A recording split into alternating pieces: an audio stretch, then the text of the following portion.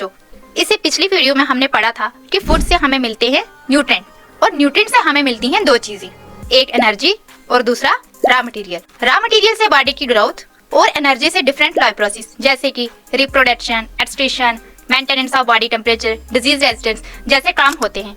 आज हम पढ़ेंगे कि फूड के अंदर कौन कौन से न्यूट्रिएंट प्रेजेंट होते हैं। फूड से हमें मेन 7 न्यूट्रिएंट मिलते हैं, जिसमें सबसे पहला है कार्बोहाइड्रेट, फिर लिपिड्स, प्रोटीन, विटामिन्स, मिनरल्स और इसको छोड़ के वाटर और रफेज भी डाइजेशन के प्रोसेस में इंपॉर्टेंट रोल प्ले करते हैं। अब हम बात करते हैं न्यूट्रिएंट्स की क्लासिफिकेशन की। इन न्यूट्रिएंट्स को हम अलग अलग तरह से क्लासिफाई कर सकते हैं। On the basis of nature, nutrients are of 2 type, organic nutrients and inorganic nutrients. Organic nutrients ऐसे न्यूट्रिएंट्स हैं कार्बन जिनके बेसिक स्ट्रक्चर का इंपॉर्टेंट पार्ट है। मोस्टली ये न्यूट्रिएंट्स हमें लिविंग थिंग्स से मिलते हैं। कार्बोहाइड्रेट्स, लिपिड्स, प्रोटीन्स और विटामिन ये सब ऑर्गेनिक न्यूट्रिएंट्स हैं।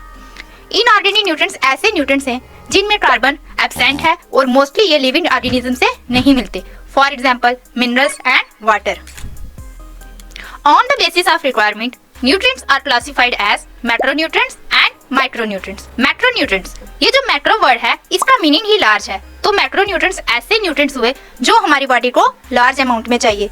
For example carbohydrates, protein, lipids और वाटर, ये सब मैक्रोन्यूट्रिएंट्स हैं। अब हम बात करते हैं माइक्रोन्यूट्रिएंट्स की। माइक्रो जो वर्ड है वो माइक्रो वर्ड ही बता रहा है कि माइक्रो का मीनिंग होता है स्मॉल, जैसे कि माइक्रोस्कोप हो गया जो कि स्मॉल ऑब्जेक्ट्स को देखने के काम आता है। तो माइक्रोन्यूट्रिएंट्स ऐसे न्यूट्रिएंट्स हुए जो हमारी बॉडी को स्मॉल क्वांटिटी में चाहिए। स्मॉल क्वांटिटी में चाहिए इसका मीनिंग ये नहीं कि ये हमारी बॉडी के लिए कम इंपॉर्टेंट है। माइक्रो और मैक्रो न्यूट्रिएंट दोनों ही हमारी बॉडी के लिए इक्वली इंपॉर्टेंट है।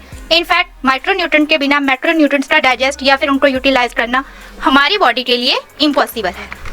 इसको ऐसे समझते हैं, मान लो कि हम किचन में खाना बनाने के लिए जाते हैं। खाना बनाने के लिए जो चीज लार्ज अमाउंट में चाहिए वो है फ्यूल या फिर एलपीजी। लेकिन उस गैस को जलाने के लिए जब तक एक छोटी सी चिंगारी नहीं होगी तब तक हम खाना नहीं बना सकते। या फिर ऐसे समझते हैं कि जैसे खाना बनाने के लिए साल्ट कम अमाउंट में चाहिए और बिना साल्ट के खाना टेस्टी बन भी नहीं पाएगा। माइक्रोन्यूट्रिएंट भी उसी साल्ट या चिंगारी की तरह हैं, जो चाहिए तो कम अमाउंट में लेकिन उसके बिना किसी प्रोसेस का होना इम्पॉसिबल है। माइक्रोन्यूट्रिएंट्स को कभी कभी रेगुलेटरी सब्सटेंस भी बोला जाता है, for example vitamin and minerals.